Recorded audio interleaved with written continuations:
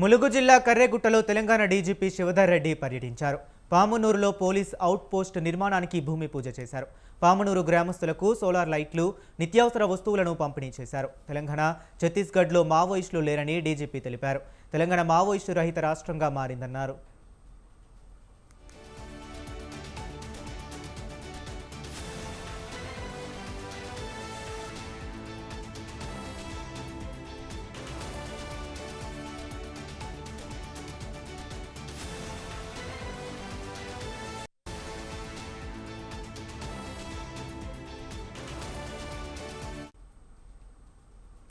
ములుగు జిల్లాలో డీజీపీ శివధర్ రెడ్డి పర్యటించారు. తెలంగాణ, ఛత్తీస్గఢ్ సరిహద్దులో రోడ్డు నిర్మాణ పనులను పరిశీలించారు.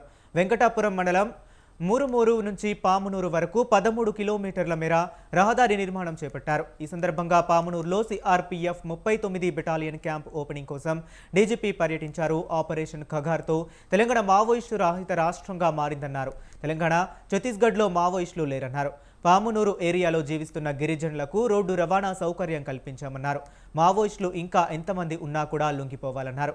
లొంగిపోయిన మావోయిస్టులకు పునరావాస కేంద్రాలను తామే కల్పిస్తామని డీజీపీ హామీనిచ్చారు.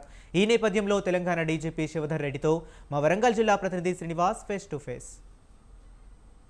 దీనికి పామునూరులో సిఆర్పీఎఫ్ క్యాంపుని ఓపెనింగ్ కోసం డీజీపీ గారితో వచ్చారు. వారితో మాట్లాడడం ప్రయత్నం చేద్దాం. సార్ చెప్పండి, ఈ కర్రెగుట్టల అంటే ఆపరేషన్ కాగారో 1, 2 ఈ 2 దశలలో మావోయిస్టును పూర్తిగా అంతమొందించారంటారా? ఇప్పుడు అట్లా అంతమొందించడం అనేది పెద్ద పదం. అది వాళ్ళ సమస్య తీరిపోయింది, సమస్య లేకుండా పోయిందని చెప్పడం కరెక్ట్ పదము. సో ఒకటి.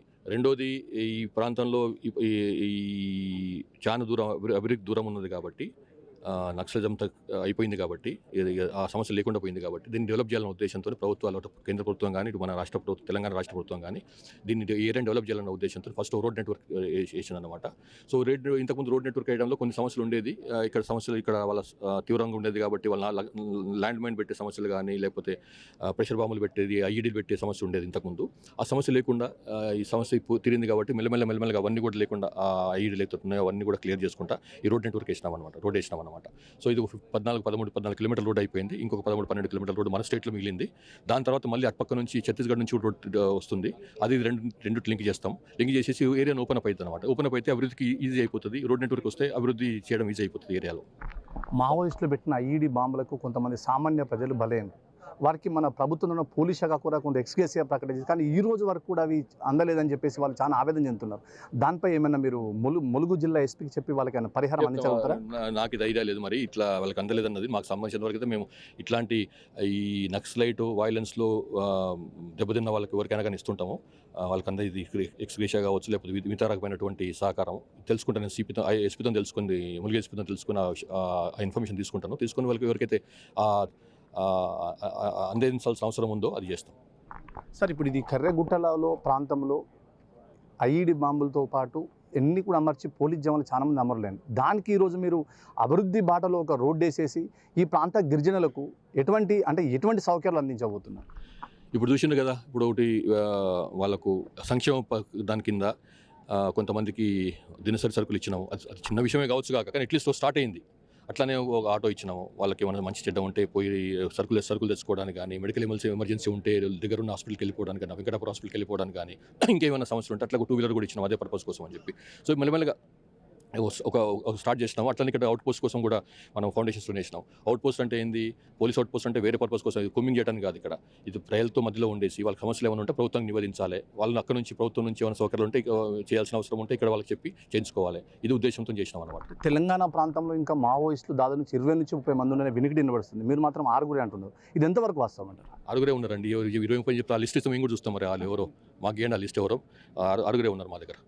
సార్, ఇప్పుడు లొంగిపోయిన ఎవరైతే ములుగు జిల్లాకు మోస్ట్ వాంటెడ్ అయిన బడే దామోదర్ అలియాస్ చొక్కారు, వీళ్ళు చాలా వాళ్ళు తీసుకొచ్చిన నిధులు కానీ, డంపింగ్ కానీ మొత్తం వాళ్ళ దగ్గర, దాన్ని ఏమన్నా మీరు పోలీస్ శాఖ రికవర్ చేసుకుని ప్రభుత్వానికి చెప్పారా, లేక వాళ్ళ దగ్గర ఉంది? ఎంతవరకు వాస్తవం? డంపులో చాలా బంగారము, డబ్బు, నగదు దొరికిందని చెప్పేసి బయట ఆరోపణలు వస్తున్నాయి. దాన్ని ఏమైనా ప్రభుత్వానికి అప్పచెప్పారా? అసలు అది దొరికింది వాస్తవం అంటారా? వాళ్ళు తీసుకొచ్చింది వాస్తవం అంటారా? కరెక్ట్ కాదు అది. అది ఎవరో తప్పుడు ఇన్ఫర్మేషన్ ఇచ్చిండ్రు మీకు. అట్లాంటి బంగారం దొరకడం కానీ వాళ్ళు తీసుకురావడం కానీ అట్లా జరగలేదు. వాళ్ళు తీసుకొచ్చిన వెపన్స్ తీసుకొచ్చిండ్రు. మా పోలీస్ పరంగా అయితే వెపన్స్ బంగారం కంటే ఎక్కువ వెపన్స్. చూశారు కదా, మావోయిస్టు ఇలాకాలో ఈరోజు రాష్ట్ర డీజీపీ పర్యటించి తన ఇక్కడ ప్రాంత గిరిజనులకు అభివృద్ధి కోసమే మేము ఈ అవుట్ పోస్ట్ పెట్టాం తప్ప పోలీస్ కుమ్మింగ్ నక్సలైట్లను ఎటువంటి అఘాయితం చేయడానికి కాదు. కానీ మావోయిస్టు రహిత తెలంగాణ ప్రాంతాన్ని చేయడం జరిగింది. ఈ ప్రాంత గిరిజనులు ఎవరైతే ఉన్నారో ఎటువంటి అవాంఛనీయాలు అంటే ఐఈడి బాంబ్స్ గతంలో ఎన్ని మార్మోగది బూట చప్పులతో ఈరోజు ప్రశాంతత ఏర్పాటు చేసుకొని ఈ ప్రాంతంలో గిరిజనులు కూడా వైద్యానికి కానీ చదువు కానీ అన్నిటి కూడా వెసులుబాట్ల కోసం ఈ రోడ్డు వేస్తున్నామే తప్ప ప్రభుత్వం దీన్ని అన్ని రంగాల అభివృద్ధి పదానికి తీసుకుపోతున్న విషయానికైతే రాష్ట్ర డీజీపీ చెప్పడం జరిగింది. కెమెరా పర్సన్ జలీల్తో శ్రీనివాస్, పామ్నూరు.